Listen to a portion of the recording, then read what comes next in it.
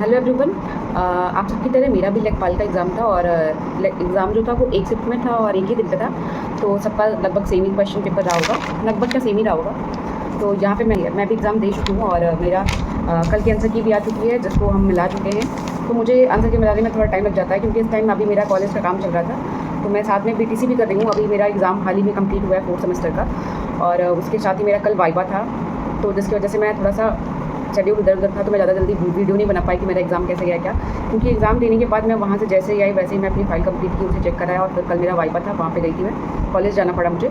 College के बाद मुझे टाइम मिला, फिर शाम के टाइम, रात में ही तो शायद आंसर की आई थी।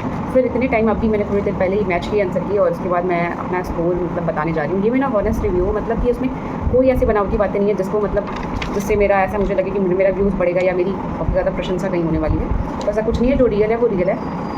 यहाँ पे मैं बताने जा रही हूँ अपना, ये रहा मेरा पेपर, और पेपर को मैंने मैच करा के रखा हुआ है। मैं एग्ज़ाम के टाइम में ब्लू पेन यूज़ की थी, और जब मैं मिलाती हूँ तो मैं ब्लैक स्केच यूज़ करती हूँ, ताकि थोड़ा अलग सा दिखे। और जो रॉन्ग आंसर होता है उसको मैं बहुत ज़्यादा हाईलाइट कर देती हूँ, ताकि वो मुझे साफ पता चले। अगर पेपर की लेवल की बात करें तो भाई मुझे तो कुछ खास समझ में नहीं आ रहा था कि मेरा माइंडसेट ऐसा था। एग्ज़ाम की वजह से मेरा माइंडसेट सही नहीं था, या मुझे ऐसा लगता है कि जो भी रीज़न रहा हो, पर मेरा पेपर बहुत अच्छा नहीं हुआ। मेरे स्कोर भी बहुत अच्छे नहीं बन रहे हैं, पर फिर भी मैं आप लोगों से अपना स्कोर शेयर करना चाहती हूँ। तो मैं बात करती हूँ पहले अपने रॉन्ग मतलब क्वेश्चंस की, कौन कौन से क्वेश्चन मेरे गलत हो गए। यहाँ पे एक पहला क्वेश्चन ही मेरा हिंदी का गलत हो गया है कि निम्नलिखित वाक्यों में अशुद्ध वाक्य का चयन कीजिए।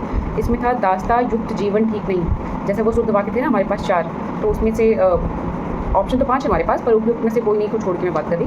तो यहाँ पे मैंने टिक किया था दास्ता युक्त जीवन ठीक नहीं, जबकि आयोग ने माना है कि 4 आदमी के बैठने की व्यवस्था करो। तो शायद ये मुझसे गलती हो गई, और है भी, क्योंकि 4 आदमियों के साथ होना चाहिए था। तो यहाँ पे मुझसे गलती हुई। दूसरी गलती फिर से मुझे वाक्य शुद्धिकरण में ही हुई है, जिसमें है कि मानस के रचयिता तुलसीदास है, मुझे कल जयपुर जाना है, सुदामा कृष्ण के परम मित्र हैं। मैंने ऑप्शन चूज़ किया था कि मुझे कल जयपुर जाना है, ये ऑप्शन मेरा था। जबकि कुछ जगहों यूट्यूब चैनलों पे इसको सही बताया जा रहा था, फिर भी अगर आयोग ने इसे गलत कर दिया है तो मैंने इसे गलत कर ही दिया है। ये था सुदामा कृष्ण के परम मित्र थे, आप सबको भी पता है कि आयोग ने इसे स्वीकार किया है। तो ये वाला क्वेश्चन भी मेरा गलत हो गया है। तो यहाँ पे हिंदी के 10 क्वेश्चन में से मेरे 2 क्वेश्चन गलत हुए हैं, और मुझे टोटल स्कोर मिले हैं यहाँ पे 8 नंबर। बाकी सारे ऑप्शन मेरे सही हैं। हिंदी का लेवल भी अच्छा था, मतलब ठीक था, कोई दिक्कत नहीं थी। यहाँ पे देखो मैं यहाँ पे नंबरिंग करके रखती हूँ। आज मिला है ना मुझे 1 नंबर, यही। उसके बाद आगे का मैं बताती हूँ आपको। आगे का मेरा करंट से रिलेटेड है। तो इसमें करंट का कुछ ज़्यादा ही अजीब सा चीज़ पूछ दिया था मुझे, मतलब करंट से मैं इतनी अपडेट नहीं रहती, जिसकी वजह से अब जैसे यहाँ पे इसने पूछा था राष्ट्रीय ग्रामीण पेयजल कार्यक्रम किस वर्ष शुरू किया गया था। ये 2009 की योजना है, जिससे मैंने योजना भी ज़्यादा विशेष तौर पर पढ़ी नहीं थी। मेन बात मेरी प्रॉब्लम ये थी कि मेरा बीच में एग्ज़ाम आ गया था, और मैं शादी ब्याह सब कुछ, मतलब भाई की शादी थी, सब कुछ था, काफ़ी महीने से मैं बहुत ज़्यादा बिजी थी, जिसकी वजह से मैं करंट का यही रूल होता है कि आप उसे लास्ट के टाइम में अगर रिवाइज़ कर लेते हैं तो सारी चीज़ें तैयार हो जाती हैं। पर मेरे पास टाइम की कमी थी, और थोड़ा सा पता नहीं क्यों मन अजीब सा, जब से ये एसआई का रिजल्ट आया है तब से मन थोड़ा सा और अलग हो गया है, जिसकी वजह से मुझे लगता है कि मेरा ये एग्ज़ाम थोड़ा सा ज़्यादा प्रभावित हो गया। बाकी ठीक है। इसमें एक क्वेश्चन था आईसीसी महिला एमर्जिंग नेशनल ट्रॉफी 2025 किस देश ने जीती है। तो ये मेरा गलत हो गया। यहाँ पे ऑप्शन थाईलैंड था, और मैंने अपने भारत को चूज़ किया था, तो ये क्वेश्चन मेरा गलत हो गया था। बाकी मनरेगा वाला क्वेश्चन मेरा सही हो गया था, और ये ब्लॉकचेन का क्वेश्चन मेरा सही हुआ था। ये क्वेश्चन सही हो गया था, जो डीएनए फिंगर प्रिंटिंग की तकनीक को प्रारंभ किसके द्वारा किया गया था। तो ये वाला क्वेश्चन ही मेरा गलत हो गया था, लाइनस पॉलिंग द्वारा। ये भी क्वेश्चन मेरा गलत हो गया था। और मतलब करंट से मेरे बहुत सारे क्वेश्चन गलत हो रहे थे। कौन कौन से क्वेश्चन मेरे सही हो रहे थे मैं इस पर बता देती हूँ, क्योंकि ब्लॉकचेन का सही हुआ था, और ये मनरेगा वाला जो ऑप्शन था उसमें का एक क्वेश्चन मेरा सही हुआ था। उसके बाद ये आदित्य एलवन सही हुआ। दूसरा मिस्टेक वाला मेरा गलत हो गया, थोड़ी सी मिस्टेक हो गई इसमें, थोड़ी सी मिस्टेक का मतलब है हुई गलत हो गया। और ये केबुल लमजाओ वाला सही हुआ है, और चंद्रभागा वो चेनाब नदी, ये भी सही है। दूसरा वो ग्रेटर नोएडा जो है वो भी सही है, और 42वां संविधान संशोधन आप सबका भी सही हुआ। तो इस तरीके से मेरा मतलब, अब एग्जैक्ट तो मैंने लिख के नहीं रखा है कि करंट के क्वेश्चन कितने थे और कितने मेरे सही हुए, फिर भी ठीक ठाक सही थे, और बहुत सारी मिस्टेक भी हुई। मतलब ठीक ठाक का मतलब ठीक ठाक, बहुत कम ही सही हो पाए मेरे। और दूसरी अगर बात करें मैथ सेक्शन की, तो यहाँ पे 2 आपको पता है डीआई के 2 क्वेश्चन आते हैं, और दोनों के दोनों मेरे मतलब टोटल जो 10 क्वेश्चन थे उनके 10 क्वेश्चन वो सारे 10 के 10 मेरे सही हैं। तो यहाँ पे मुझे 10 स्कोर मैथ से पूरा मिल जाता है। मैथ का लेवल भी ठीक था, डीआई बहुत हार्ड नहीं थी, ठीक थी। उसके बाद यहाँ पे पूछा जा रहा है, एक क्वेश्चन था कि निम्नलिखित में से किस भारतीय राज्य की विधायिका एक सदनी है। तो ये क्वेश्चन भी मेरा सही था। यहाँ पे योजना आयोग से मेरा क्वेश्चन गलत हो गया, वो मार्च 1950 था, और मैं जनवरी 1951 चूज़ करके करेक्ट करके आई हूँ, तो वो गलत हो गया मेरा। और ये गरीबी और समानता संबंधी रिपोर्ट भी मेरा सही है, विश्व बैंक मैंने किया है इसको। समवर्ती चुनाव में ये जो था एक राष्ट्र एक चुनाव का गठन समिति का गठन कब किया गया था, ये भी मेरा सही था। यहाँ पे मैं कंफ्यूज थी अपोलो 12 और अपोलो 11 में। मैंने अपोलो 12 चूज़ कर लिया था, जबकि वो गैस में से उपयुक्त में से कोई नहीं। तो मेरा ये क्वेश्चन तो ऐसे ही गलत हो गया भाई। इतना पास का मतलब इतने पास से अपडेटेड होना चाहिए ना करंट अफेयर से। मैं थी नहीं तो मेरा इसकी वजह से गलत हो गया। शायद मुझे ये क्वेश्चन अटैम्प्ट ही नहीं करने चाहिए थे। और कंप्यूटर से मेरे बहुत गलत हुए हैं, क्योंकि MS पावर पॉइंट का आविष्कार किसने किया, ये क्वेश्चन गलत है।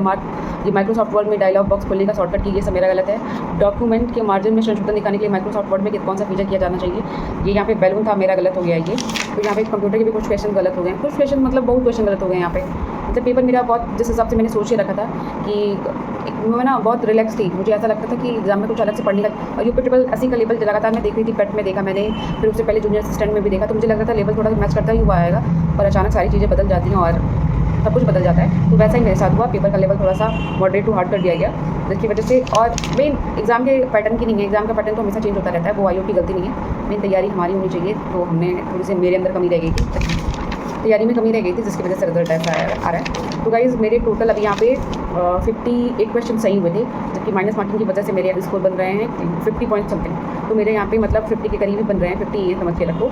तो इतने स्कोर पे तो मुझे नहीं लगता कुछ होने वाला है। और बाकी सबका ये था मेरा ऑनर्स रिव्यू। आप लोग मतलब मेरा एकदम बिल्कुल सही, जो भी मैंने बताया वो बिल्कुल सब कुछ सही है उसमें। आप लोग का एग्ज़ाम कैसा हुआ और कैसा था सेंटर आपका, आपके स्कोर कितने बन रहे हैं आंसर की मिलाने के बाद, जो आयोग ने जारी किया है, आप लोग ये मुझसे शेयर कर सकते हैं। मैंने अपना शेयर कर दिया, बाकी लोगों से मैं उम्मीद करती हूँ वो लोग भी अपना शेयर करेंगे, और अगला एग्ज़ाम आप लोग सबका बहुत अच्छा हो। मैं भी इसी उम्मीद से अगला एग्ज़ाम दूँगी।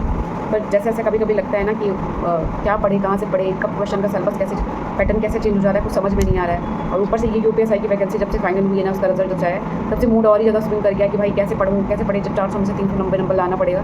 मतलब किस आधार पर पढ़ाई की जाए, किस स्तर पर जाकर पढ़ाई की जाए, ताकि 400 में से 390 नंबर तक, मतलब 98 96 ऐसे परसेंटाइल लाया जा सके किस एग्ज़ाम के लिए। तो वो थोड़ा टफ है हमारे लिए, थोड़ा सा कुछ समझाना भी टफ है, पर ठीक है, इंसान कोशिश पे ही देता है और कोशिश करता रहता है। हम भी कोशिश करेंगे, बाकी की चीज़ें जो जैसा भी है वो मैं बाद में आप लोगों से अपडेट करती रहूँगी। तो जिनका अच्छा गया है भगवान करे उनका सिलेक्शन हो जाए। तो ठीक है गाइस, बाकी का जैसा भी होगा मैं आप लोगों के सामने फिर से आऊँगी और एक नई वीडियो के साथ, फिर एक नई वीडियो बनाऊँगी। Bye bye.